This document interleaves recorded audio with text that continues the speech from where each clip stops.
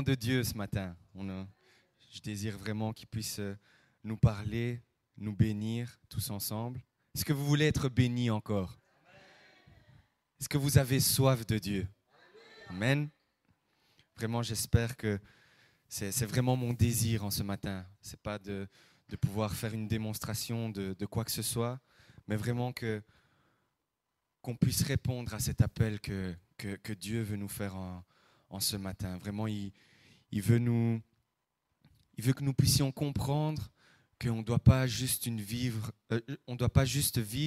une vie de simple chrétien du dimanche. Il nous appelle à plus que ça.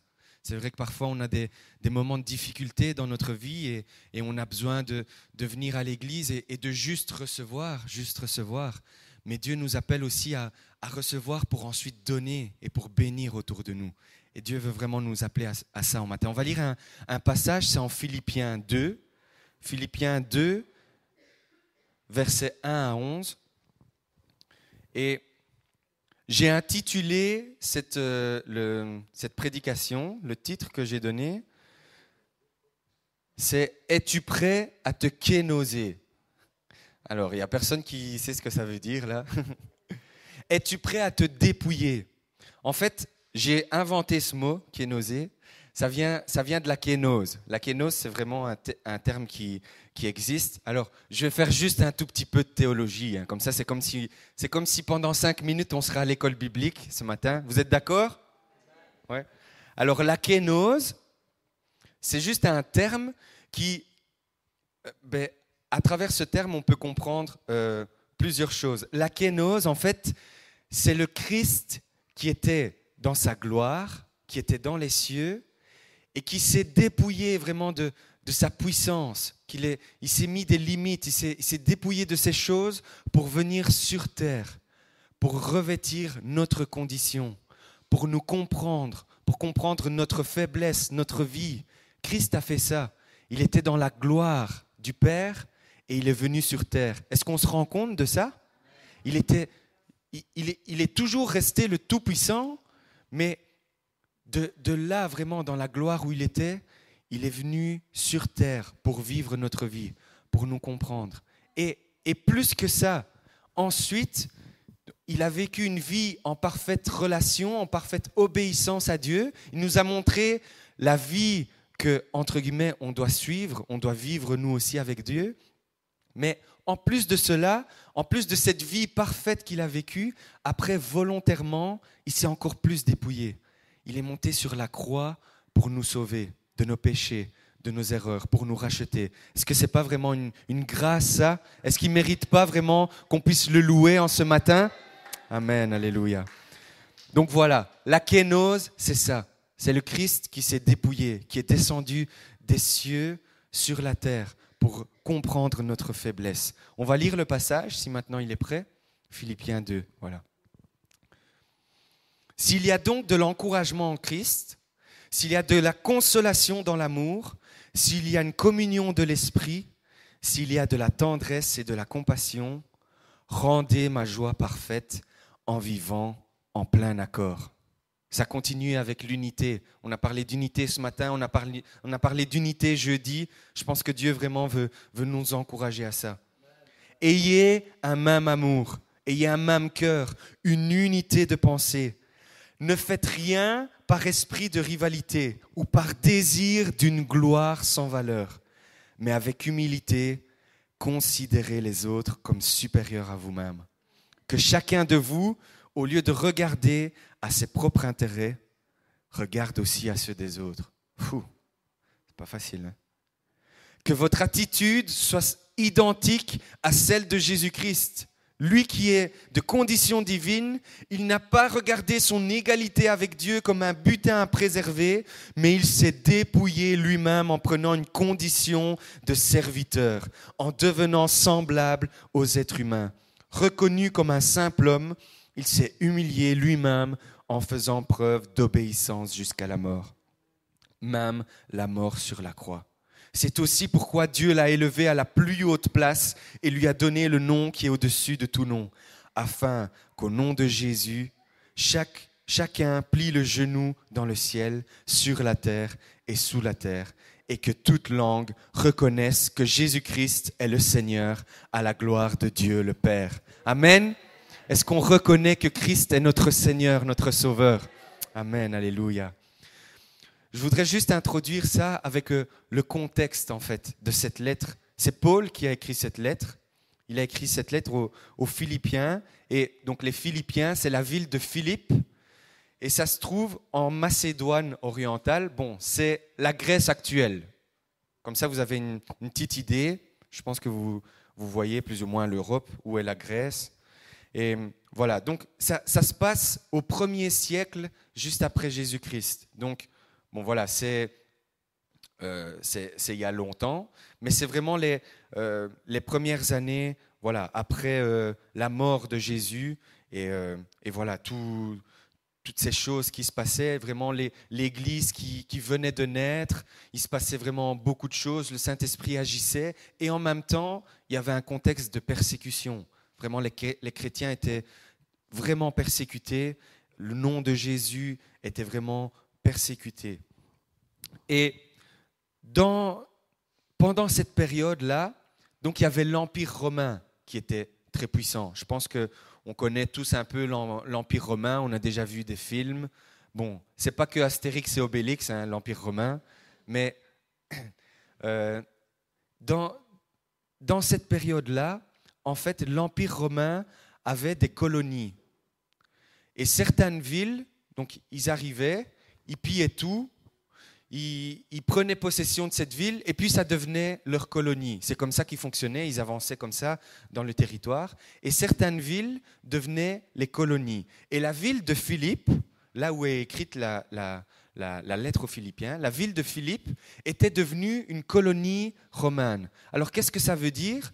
Ça veut dire que toutes les personnes qui étaient dépossédées de leurs biens partout dans l'Empire romain, ils étaient envoyés dans les villes colonisées. Ils étaient jetés là, entre guillemets. Et après, voilà, ils étaient voués à eux-mêmes, à leur sort. Et la ville de Philippe, c'était une ville comme ça. Donc il y avait des personnes qui venaient de un peu partout de l'Europe, des personnes qui avaient été vraiment victimisées par l'Empire romain.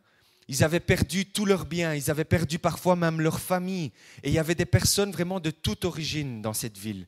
Mais vraiment, pourquoi je dis tout ça? Pour vous faire imaginer un peu le contexte de cette ville.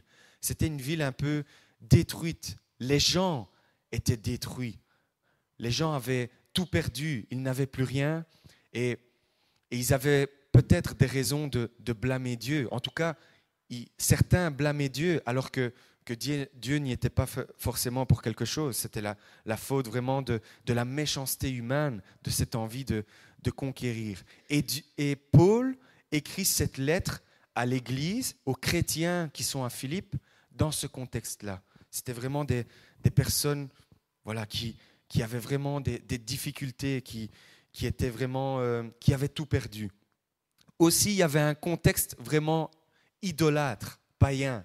À ce moment-là, il y avait vraiment beaucoup de divinités. Hein, tous les dieux grecs, les dieux romains. Bon, on ne connaît pas trop ça, mais je ne vais pas non plus m'éterniser sur ça. Mais il y avait vraiment beaucoup de cultes idolâtres comme ça. Et pour les chrétiens, c'était vraiment un contexte difficile. Je pense que nous, on doit pouvoir remercier Dieu pour ça, pour la liberté qu'on a aujourd'hui, n'est-ce pas? Est-ce qu'on est heureux d'être libre de pouvoir louer Dieu ce matin? Vous savez, ces chrétiens-là, à cette époque-là, le culte principal dans cette région-là, c'était le culte de l'empereur. Il fallait adorer l'empereur. Et ceux qui ne voulaient pas adorer l'empereur, se prosterner devant l'empereur, eh bien, ils risquaient la mort. Les chrétiens qui ne voulaient adorer que Dieu risquaient la mort chaque jour. C'est pour ça qu'ils vivaient, qu'ils se réunissaient dans des maisons. C'est pour ça qu'ils devaient se cacher, mais en même temps, ils avaient ce courage et cette persévérance de répandre la foi quand même. Et c'est ce que Paul aussi veut les encourager dans cette lettre. Voilà. Alors, l'apôtre Paul était... Il y a des petits problèmes, ouais, c'est pas grave. l'apôtre Paul était très proche de l'église de Philippe. C'est une église que lui-même, il avait fondée entre 49 et 52, après Jésus-Christ. Donc voilà, il avait vraiment des liens très étroits. Et pourquoi il écrit cette lettre aux Philippiens ? C'est d'abord pour les remercier, parce que quand Paul est en train d'écrire cette lettre, il se trouve en prison en fait. Il se trouve en prison pour une injustice, lui aussi. Lui qui, comme je l'ai dit, c'était un contexte de persécution. Lui qui répand la bonne nouvelle partout dans l'Empire romain, ça ne plaît pas.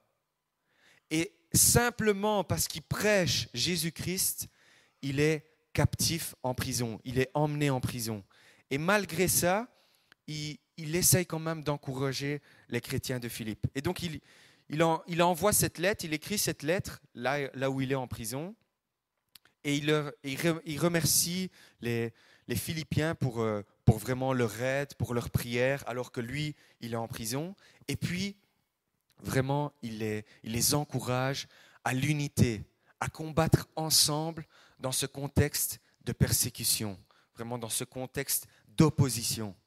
Alors, c'est vrai qu'aujourd'hui, nous, comme je l'ai dit, on est encore quand même libre de pouvoir parler de Dieu, de pouvoir venir à l'église. Mais si un jour ça changeait, est-ce qu'on serait prêt à vraiment aller jusqu'au bout pour Jésus? Est-ce qu'on serait prêt vraiment à démontrer notre foi à Jésus? Il y a ce type de persécution-là, mais aujourd'hui, c'est vrai aussi que même si on est libre de cette manière-là, il y a une autre persécution, un autre type de persécution que Satan utilise beaucoup. Et c'est vraiment la pression, la persécution psychologique et sociale. Vous savez, aujourd'hui, beaucoup n'osent pas dire qu'ils sont chrétiens. On vient peut-être à l'église librement, mais le restant de la semaine, on a peur de dire à nos amis, à nos collègues de travail qu'on est chrétien. On a peur de vraiment montrer la différence. Et l'apôtre Paul nous encourage aussi à travers cette lettre à ça ce matin. Vraiment, n'ayons pas peur du regard des gens à l'extérieur. N'ayons pas peur des moqueries. N'ayons pas peur de ce qu'on pourrait dire et penser de nous. Si vraiment on a reçu Jésus dans notre vie, l'amour qu'il met en nous doit déborder, doit jaillir. Et on doit être prêt vraiment à le servir et vraiment à répandre son nom partout. Vous savez, cette église ne grandira que si on est prêt à faire ça. L'équipe d'évangélisation ne suffira pas seulement. C'est très bien, il faut qu'on prie pour leur travail, il faut qu'on les aide, il faut qu'on fasse ce travail aussi d'aller dans cette ville d'Andenne, d'évangéliser. Mais si nous, chaque jour, on n'est pas prêt à résister à cette persécution spirituelle en annonçant le nom de Jésus, on ne pourra pas grandir non plus, même dans cette église. Et vraiment, il faut qu'on soit prêt à faire ça. Voilà. Il y a 3 points, désolé, j'ai pris un peu de temps, mais c'était pour faire comprendre tout ce contexte. Il y a 3 points que je voudrais développer. Vraiment, en fait, dans tout ce qu'on a lu, je vais reprendre simplement les 3 points de Paul, en fait. On ne va pas relire tout, mais c'est Paul qui donne vraiment 3 points bien clairs. Et je vais reprendre ces 3 points. On va développer ça aujourd'hui. Premier point, c'est une exhortation à l'unité. Paul nous encourage vraiment à l'unité. Dieu nous encourage à l'unité en ce matin. Il nous encourage vraiment à ce qu'il n'y ait pas de rivalité, à ce qu'il n'y ait pas de concurrence, pas de comparaison entre nous. Est-ce que vraiment on est prêt à servir aux côtés des autres sans recevoir de récompense personnelle? Est-ce qu'on est prêt à faire ça?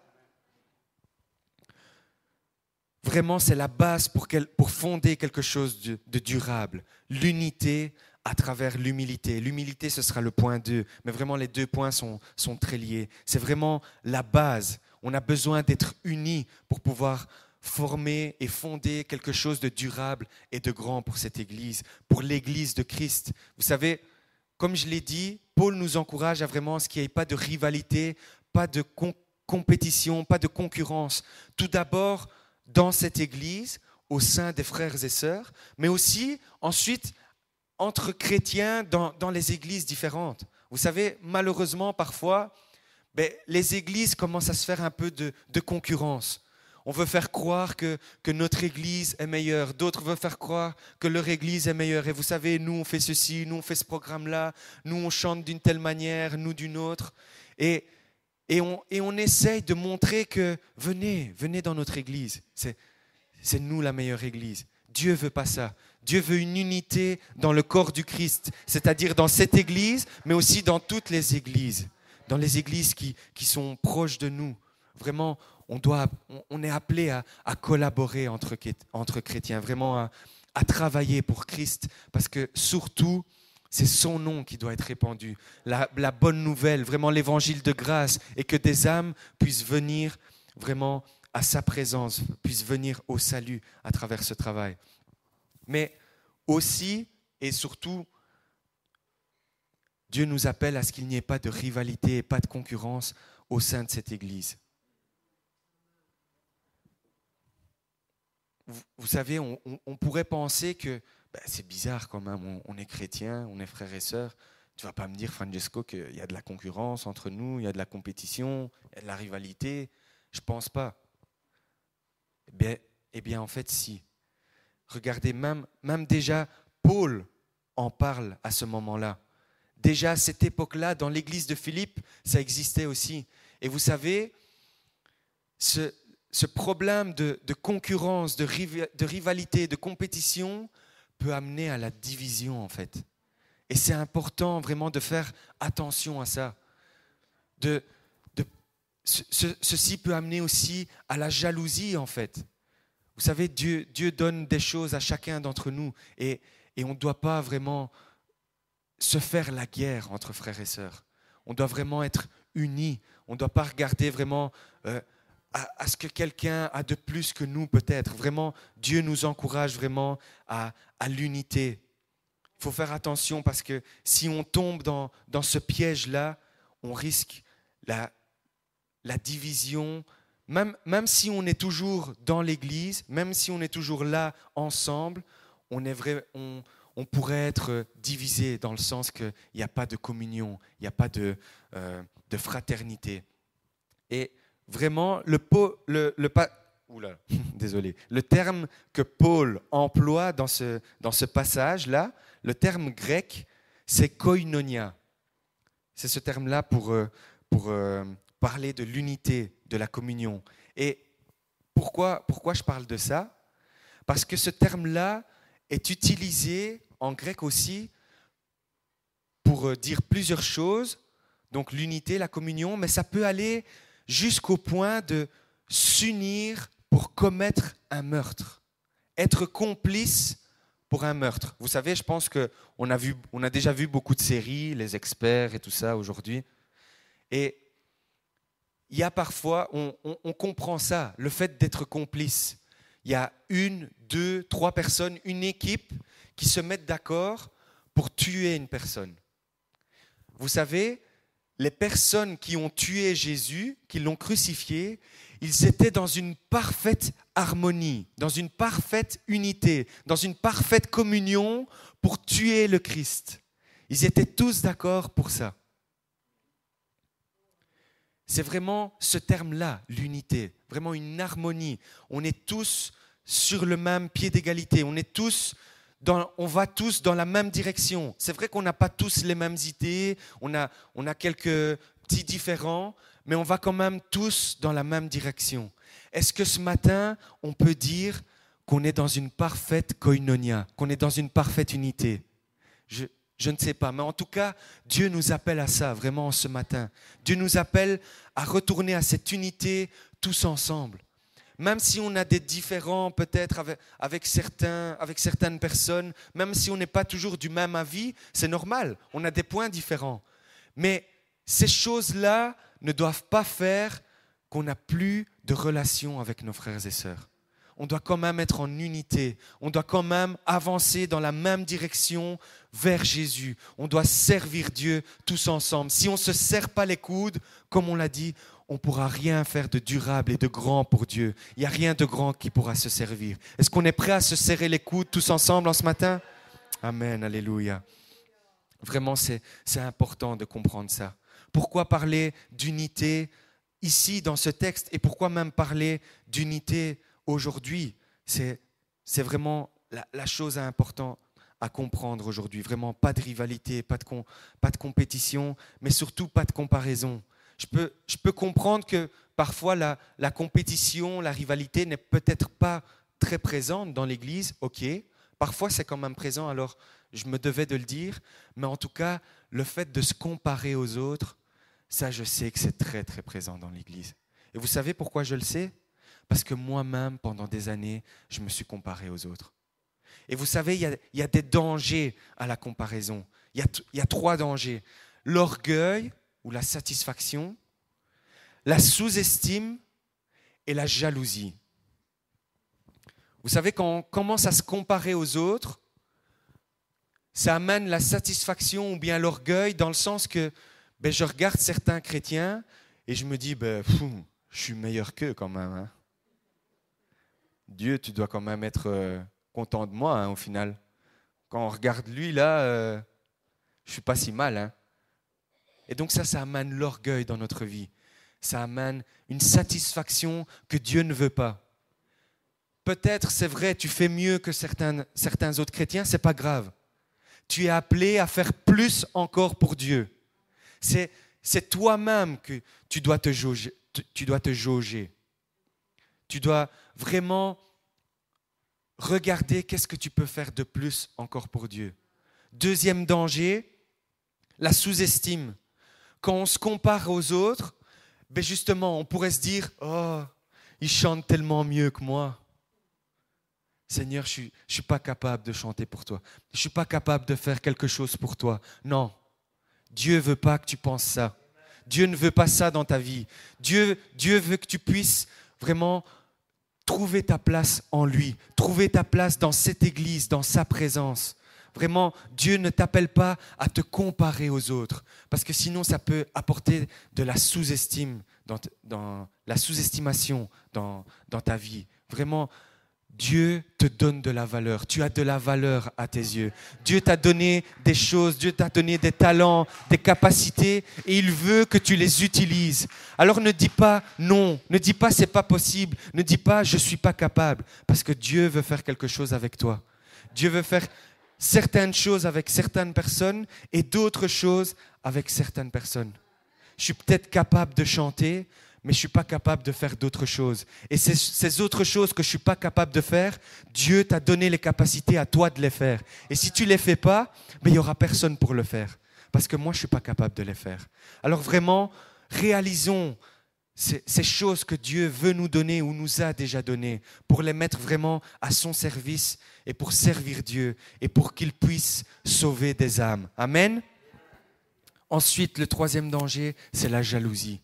Faisons attention parce que quand on se compare aux autres, quand on regarde les autres, ce que sont les autres, ça peut amener la jalousie malheureusement. On regarde et le frère là, il a une belle voiture. Hein. Moi j'ai ma petite Fiat là, 280 000 kilomètres au compteur, je ne sais pas comment elle roule encore. Lui il a une belle voiture toute neuve. Et on se dit, mais Seigneur, pourquoi à lui tu lui donnes ça et pas à moi? Et puis ça crée de la jalousie quelque part. Ça c'est au niveau matériel, mais même au niveau des dons peut-être. Comme je l'ai dit, on voit une personne avec un don et on lui dit, mais Seigneur, pourquoi tu l'as béni, lui ou elle, de cette manière-là? Pourquoi tu lui as donné ce don, ce talent à lui et pas à moi? Et malheureusement, quand on pense comme ça amène la jalousie. Dieu nous appelle à nous contenter aussi de la situation dans laquelle on est pour le moment. Dieu prend soin de nous. Au niveau matériel, il promet de prendre soin de nous, de jamais nous faire manquer de rien. Donc, ne nous préoccupons pas de cela. Ne regardons pas à ce que les autres ont plus.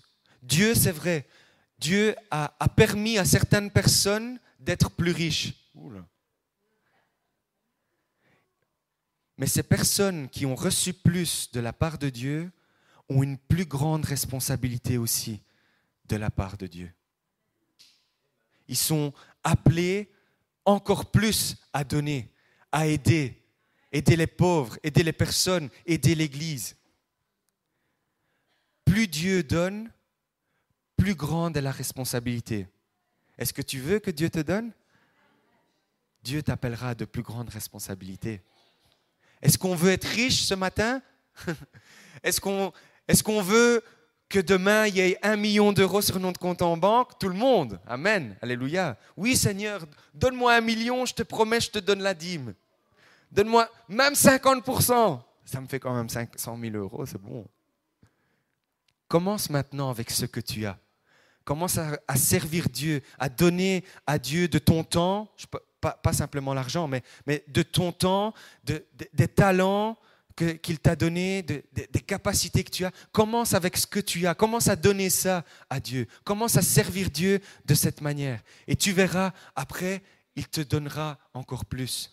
Si on n'est pas capable d'être fidèle dans les petites choses, comment Dieu pourra nous donner des plus grandes? Soyons sincères, soyons authentiques, soyons vrais dans les petites choses que Dieu nous a données. Et Dieu nous confiera encore de plus grandes choses. Vraiment. Cherchons cette unité entre nous. Nous ne pouvons regarder aux autres que pour apprendre d'eux. Si c'est pour se comparer et que ça amène l'orgueil, la satisfaction, la jalousie, ça c'est pas bon. La seule chose qui est bonne de regarder aux autres, c'est pour apprendre des autres. Qu'est-ce que l'autre personne a à m'enseigner, a à me dire? Qu'est-ce que je peux apprendre des autres? C'est la seule manière pour laquelle on doit regarder aux autres. Et puis, regarder aussi aux besoins des autres, forcément. Certaines personnes ont parfois des besoins et on doit être là pour les aider. Voilà, je vais passer au deuxième point, mais avant ça, je voudrais qu'on regarde une vidéo. Je ne sais pas si c'est possible d'activer le son aussi. Vraiment, en fait, je veux nous encourager à l'humilité, à l'unité en ce matin. Mais pourquoi? Dans quel but? C'est vraiment pour servir. Et on ne doit pas trouver d'excuses pour ne pas servir Dieu. Est-ce que vous êtes toujours là avec moi? On va juste regarder cette vidéo. C'est pas ça. Là. Ben, si vous voulez, on peut chanter. Elle est sur le bureau.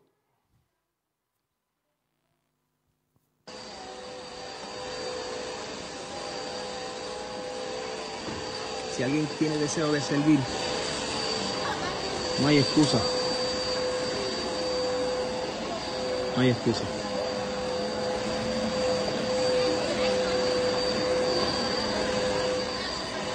No hay excusa. C'est fort cette vidéo.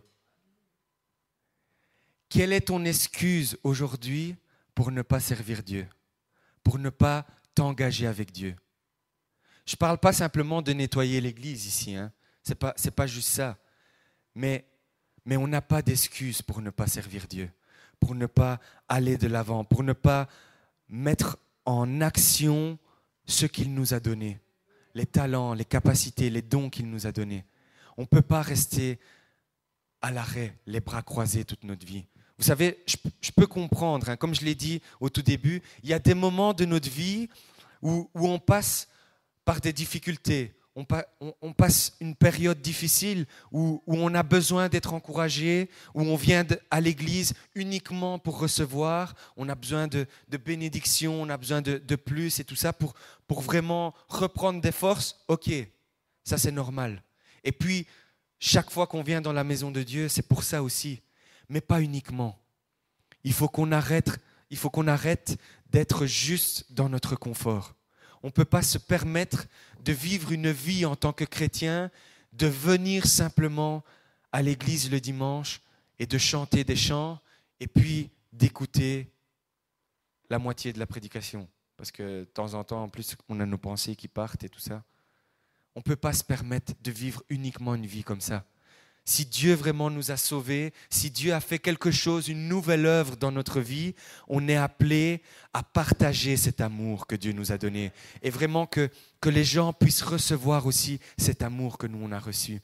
On est appelé à servir dans l'église. Oui, par le nettoyage, mais comme on l'a vu dans la vidéo, mais il y a tellement de choses à faire dans l'Église. On est appelé surtout à l'unité, à encourager nos frères et sœurs. Est-ce que quand la réunion finit, est-ce qu'on est prêt à aller vers nos frères et sœurs et à nous encourager les uns les autres? Est-ce qu'on est prêt à faire ça? C'est pas toujours quelque chose de facile à mettre en pratique. C'est pas toujours quelque chose de spontané, mais c'est quelque chose auquel Dieu nous appelle. On est le corps du Christ. Quand on est sauvé, on reçoit le Christ dans notre vie, mais en même temps, paradoxalement, on devient le corps du Christ. On fait partie du corps du Christ. Et ce n'est pas possible d'être le corps du Christ s'il n'y a pas d'unité entre nous. Si entre toi et moi, il n'y a pas d'unité, comment on peut dire qu'on fait partie du même corps du Christ? Ce n'est pas possible. Alors vraiment, frères et sœurs, on doit rechercher cette unité. Point 2, les points 2 et 3 vont être beaucoup plus petits, ne vous inquiétez pas, j'ai plus développé le 1. Alors, le point 2, c'est une exhortation à l'humilité. Le 1, c'était exhortation à l'unité. Maintenant, c'est une exhortation à l'humilité. Vraiment, c'est servir Dieu en acceptant notre situation. Vraiment servir Dieu à la place où on est, avec les dons qu'on a reçus. Je me répète un petit peu, en fait. Mais voilà, vraiment, le terme humilité, déjà à cette époque-là, à l'époque où Paul écrit, il a vraiment une forte connotation négative. Et parfois même encore aujourd'hui. L'humilité, c'est pour ceux qui sont faibles. C'est pour ceux qui ne sont pas forts. C'est pour ceux qui n'osent pas trop. Le monde croit ça aujourd'hui, alors que ce n'est pas ça du tout. Vraiment, l'humilité dans le monde aujourd'hui, c'est l'attitude de ceux qui ne peuvent pas se montrer forts. Et c'est une manière de penser vraiment très actuelle encore. Et malheureusement, même dans l'Église parfois. On prône qu'il faut être fort. Mais cette force, on doit la trouver et la puiser uniquement en Dieu. On doit reconnaître, nous, notre faiblesse. On est faible, on n'est pas capable d'accomplir quelque chose de grand par nous-mêmes. On est des pécheurs, on tombe, malheureusement, mais on a cette grâce de Dieu qui vient nous relever. Et à travers cette grâce, Dieu nous donne vraiment la force d'accomplir des choses. Est-ce qu'on est prêt à accomplir des choses pour Dieu? Parce que Dieu vraiment désire nous donner cette force, mais on doit avoir cette humilité en nous premièrement. On doit vraiment reconnaître que par nous-mêmes, ce n'est pas possible. C'est pas possible. C'est le Saint-Esprit qui agit. C'est le Saint-Esprit qui convainc nos cœurs. C'est le Saint-Esprit qui nous donne les capacités, qui nous donne les talents. Et à travers ça, nous, avec humilité, on les rend à Dieu. On se met à son service. Si la voix ou les capacités musicales que Dieu te donne, tu les mets à ta propre disposition pour te montrer, pour te glorifier, le Saint-Esprit ne pourra pas t'utiliser pour agir. Si Dieu te donne le talent pour pouvoir parler aux gens, pour évangéliser, mais dans le but de dire « hey, regardez, moi, les frères et sœurs, ce que je fais », le Saint-Esprit ne pourra pas t'utiliser pleinement, ne pourra pas faire une œuvre puissante. Je donne des exemples comme ça, mais il y a tellement d'autres exemples qui s'appliquent à notre propre vie. Si on n'est pas prêt à s'humilier devant Dieu, Dieu ne pourra pas nous utiliser avec puissance. L'humilité, vous savez ce que c'est en fait? C'est lutter contre notre propre égoïsme. Bien souvent, on a toujours envie de faire passer le moi avant les autres et même avant Dieu. On préfère penser à nous. Alors c'est vrai, il y a des moments où on doit prendre du repos pour nous, c'est pas ça que je suis en train de dire. Mais même dans les moments de repos, même dans les moments en famille et tout ça, faisons en sorte que Dieu soit au centre de notre vie, de notre famille. Vraiment, ne ne soyons pas à chercher toujours notre propre intérêt. C'est ce à quoi Paul nous appelle. Et vraiment, il y a quelque chose de très fort là qu'il dit. C'est de considérer les autres plus grands, plus hauts que soi. C'est pas facile. C'est vraiment difficile de se dire, c'est vraiment ce travail de faire, de se dire que l'autre a vraiment de la valeur. De considérer l'autre plus grand que soi. Comment c'est possible? C'est pas facile. C'est vraiment très difficile. Mais Dieu nous appelle à avoir cette manière de penser. À ne pas nous voir plus grands que les autres, mais à voir les autres plus grands que nous. Et de cette manière, on est prêt à se soumettre. C'est seulement de cette manière qu'on est prêt à se soumettre et que l'unité est possible. Parce que tant qu'on voit les autres plus petits que nous, tant que nous, on se considère toujours plus grand, plus haut, l'unité n'est pas vraiment possible. Parce qu'on voudra toujours passer avant les autres. On voudra toujours notre propre intérêt avant. Mais quand on considère les autres plus grands que nous, on est prêt à les servir. On est prêt à les bénir. On est prêt à travailler pour eux. Je sais que ce n'est pas facile, mais est-ce qu'on est prêt à partir de ce matin à regarder les autres comme étant plus grands que nous? Pas facile, hein? Ok. Est-ce que vous êtes toujours là avec moi? Ok. Je vais passer à mon dernier point.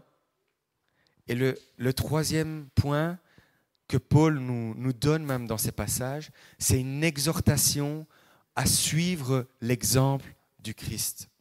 Comme je l'ai dit en commençant, la kénose du Christ, c'est vraiment ça. Christ s'est dépouillé alors qu'il était dans sa gloire. Il s'est dépouillé pour descendre sur terre, pour comprendre notre vie, notre faiblesse et surtout pour servir. Il est venu pour servir l'humanité, pour nous servir. On le voit à travers certains exemples, comme quand il lave les pieds. C'est des exemples vraiment qui montrent qu'il est venu pour servir. Il est venu pour prier pour les gens, pour les guérir, pour les restaurer. Est-ce que nous, on est prêts à suivre l'exemple du Christ? Vous savez, bien souvent, on veut le Christ dans notre vie pour accomplir des grandes choses, pour chasser des démons, pour prier, pour la guérison, ceci, cela. C'est très bien. Dieu nous appelle à ça aussi. Mais est-ce que nous sommes prêts à revêtir les mêmes sentiments que Christ pour servir aussi, pour nous humilier, pour nous soumettre les uns les autres, pour servir les autres? Parce qu'il y aura beaucoup plus de puissance qui se dégagera à faire cela plutôt qu'à chercher à faire je ne sais pas quoi de grand. Quelque chose d'important va pouvoir se produire pour cette église, pour cette ville, pour toutes ces âmes de cette ville qui ont besoin de Dieu, si seulement on est prêt à servir, à se soumettre les uns les autres, à considérer les autres plus grands que soi-même et vraiment à servir Dieu de tout notre cœur, vraiment à nous humilier. Le service à Dieu, ce n'est pas uniquement Hillsong et tout ce qu'on voit aujourd'hui. J'ai absolument rien contre ça. Hein. C'est pas de cette manière-là, attention, que je suis en train de le dire. Je m'inspire beaucoup. On chante leurs chants. Ils sont vraiment de bénédiction. Mais le problème qu'on a aujourd'hui, en tout cas que moi j'ai eu pendant un moment, c'est que j'ai cru que le ministère allait être facile en voyant toutes ces vidéos-là. On voit des concerts où il y a des milliers de personnes qui sont là, ils lèvent les mains, ils louent Dieu, c'est fantastique. Et puis après, nous, on est là le dimanche et on galère. Louez Dieu, allez! Et ça m'a fait comprendre des choses qu'on ne réalise pas juste en voyant ces vidéos. Vous savez, ces grandes organisations, ces grands groupes, ces grands prédicateurs qu'on voit aujourd'hui, s'il y a du succès dans leur ministère, dans leur travail, c'est parce qu'ils sont prêts à s'humilier. C'est parce qu'ils sont prêts à servir. Vous savez, il y a ce phénomène de l'iceberg. Vous savez, l'iceberg, vous avez déjà tous vu Titanic, hein, non? Enfin, c'est un peu vieux maintenant. L'iceberg, il y a une petite partie qui dépasse de l'eau, un tiers, voilà, selon les statistiques. Il y a un tiers qui dépasse de l'eau, mais après, il y a une partie qui est beaucoup plus grande, qui est cachée, qui est sous l'eau. Et Dieu nous appelle à ça à partir d'aujourd'hui. C'est que pour avoir un peu de succès, pour que Dieu puisse agir, pour que quelque chose puisse se produire dans notre vie, dans notre Église, il y a une grande masse de travail à fournir avant. Si on n'est pas prêt à servir Dieu, si on n'est pas prêt à travailler, cette petite zone-là qui est visible, on ne pourra pas la voir. Il faut qu'on fasse du travail caché, il faut qu'on fasse du travail en coulisses. Il faut qu'on soit prêt à servir Dieu, même si les gens ne nous voient pas, même si on n'a pas de reconnaissance de la part des autres. Dieu nous appelle à servir, à nous humilier avec ce qu'on a, avec les capacités qu'il nous a données. Et vraiment, quelque chose pourra se produire ensuite, dans cette église, dans nos vies, dans nos familles. Est-ce qu'on a ce désir-là? Dieu nous appelle à être chacun des leaders. Vous savez, il ne faut pas être pasteur. Il ne faut pas être responsable des jeunes, il ne faut pas être voté par l'Église lors de l'Assemblée générale pour servir Dieu et pour faire quelque chose dans cette Église. Dieu nous appelle à servir Dieu tous ensemble, en unité. Alors frères et sœurs, serrons-nous les coudes, travaillons ensemble et je suis sûr que quelque chose pourra se produire dans cette Église, dans notre vie. C'est seulement en mettant en pratique toutes ces choses que nous avons entendues ce matin que l'Esprit Saint pourra vraiment agir. Amen. Vraiment, Dieu nous appelle à mettre de côté tout esprit de rivalité. Je conclus avec ça. Il nous appelle à être en unité. Il nous appelle aussi à ne pas nous comparer, à ne pas regarder à ce que les autres ont et que nous, on n'a pas. Parce que cela pourrait créer de la jalousie.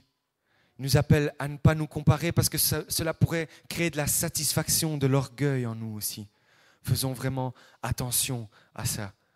Dieu nous appelle ensuite vraiment à nous humilier, à mettre notre ego de côté pour servir Dieu, pour prendre du temps pour lui. Dieu nous appelle à voir les autres comme supérieurs à nous-mêmes, comme plus hauts que nous. Et comment pratiquer cette humilité, cette unité? En suivant l'exemple de Christ. On a tous décidé de suivre Christ en descendant dans les eaux du baptême, mais ce n'est pas aussi facile que ça, malheureusement, ce chemin. Dieu nous appelle à plus dans notre vie. C'est vrai, recherchons les bénédictions de Dieu, recherchons sa présence. On a besoin de ça. Si on ne recherche pas ça, on n'aura pas notre carburant pour pouvoir le servir. Mais si on reçoit tout le temps ces bénédictions, ce carburant, sans servir Dieu, ça ne sert à rien en fait. Tout ce carburant qu'on reçoit, on doit le jeter. Si on n'utilise pas, quand on va mettre du carburant dans la voiture, c'est pour faire avancer notre voiture. C'est pour qu'elle serve à quelque chose. Si on reçoit les bénédictions de Dieu, si on recherche sa présence, mais qu'on n'est pas prêt ensuite à travailler pour lui, ce serait inutile en fait. Dieu vraiment nous appelle à ça en ce matin, à servir tous ensemble, à vivre en unité, à nous aider les uns les autres, à chercher les besoins des uns des autres, à prier les uns pour les autres, à nous serrer les coudes. Vraiment, est-ce qu'on est prêt à faire ça, frères et sœurs? Amen. Amen. Alléluia. On va juste incliner nos têtes. On va prier. Élevons nos voix. Vraiment, disons merci à notre Dieu. Merci, Seigneur, pour ta parole. Merci comme tu nous encourages, chacun d'entre nous, Seigneur, en ce matin. Je m'inclus, Seigneur. Merci, Seigneur, pour comme tu es. Tu nous parles, Seigneur, en ce matin. Oh, c'est vrai. Combien de fois, Seigneur, on pense uniquement à nous-mêmes. on fait passer notre ego avant toute chose. Combien de fois on se comporte de manière égoïste, Seigneur. Mais en ce matin, on te dit pardon, Seigneur. Pardon pour cela, Seigneur Jésus. On veut nous abandonner, on veut s'abandonner complètement à toi, encore une fois, Seigneur. En ce matin, Seigneur, je te donne ma vie, Seigneur, encore une fois. Même si je l'ai déjà fait, c'est pas grave, Seigneur. Je veux me rendre à toi encore une fois, Seigneur. Et si je devrais recommencer la semaine prochaine, c'est pas grave. Mais je veux te servir, Seigneur Jésus. Je veux vraiment vivre une vie sincère avec toi. Je veux pas recommencer à faire les mêmes erreurs, les mêmes bêtises à chaque fois. Mais je veux te servir. Je veux prendre ce nouveau départ que tu m'offres. Merci pour tes bontés qui se renouvellent chaque jour, Seigneur. Mais je veux te servir aussi maintenant, Seigneur. Je veux m'humilier devant toi. Je veux reconnaître, Seigneur, en cet instant, je reconnais que sans toi, je ne serais pas capable d'accomplir quelque chose. Je reconnais que sans toi, je suis rien. J'ai besoin de toi dans ma vie. Saint-Esprit, j'ai besoin de toi dans ma vie. Viens en cet instant. Est-ce qu'on peut vraiment dire au Saint-Esprit de venir dans notre vie en cet instant? Vraiment, recherchons la présence de Dieu. Recherchons le Saint-Esprit. Humilions-nous devant notre Dieu. Reconnaissons que nous sommes pécheurs, que nous sommes faibles. Et accueillons la présence de Dieu, la puissance du Saint-Esprit dans nos vies. Saint-Esprit, viens en cet instant. Viens, Seigneur Jésus. On a besoin de toi. Viens, Seigneur Jésus. On veut te suivre chaque jour de notre vie. On veut suivre l'exemple que tu nous as montré. L'exemple de vie, Seigneur, de relation que tu as eue avec le Père, avec Dieu, d'obéissance, Seigneur, que tu as eue. On veut suivre cet exemple, mais on veut suivre aussi ton exemple pour servir, Seigneur. On veut servir nos familles. On veut servir nos amis, Seigneur. On veut servir cette église, Seigneur. On ne veut plus rester les bras croisés, Seigneur. Maintenant, tu nous appelles. Tu nous appelles à quelque chose de grand, Seigneur. Je sais que tu as des grandes choses prévues pour notre vie, Seigneur Jésus, pour cette église, Seigneur. Mais vraiment, nous voulons nous humilier dès cet instant, Seigneur, pour te servir. Viens, Seigneur, dans nos vies. Prends toute la place, Seigneur Jésus. Nous voulons plus de toi et moins de nous dans nos vies, Seigneur Jésus. Je veux plus de toi et moins de moi. Viens prendre toute la place, Seigneur Jésus. Merci, Seigneur, pour tout ce que tu fais. C'est notre prière au nom de Jésus. Amen.